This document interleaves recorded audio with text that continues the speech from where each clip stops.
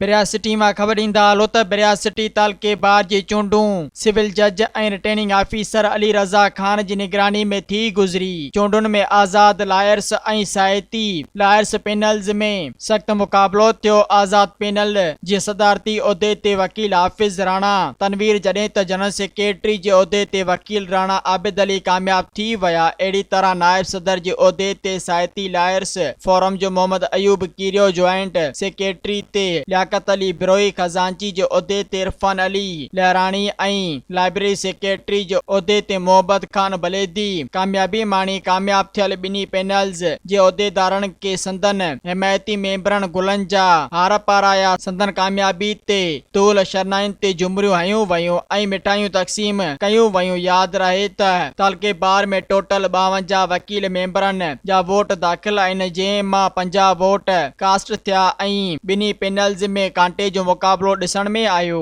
मज़ीद ख़बरनि ऐं तफ़सीलात लाइ विज़िट कयो असांजी वेबसाइट www.awamiNewsHD.com ऐं ॾिसंदा रहो अवामी न्यूज़ HD।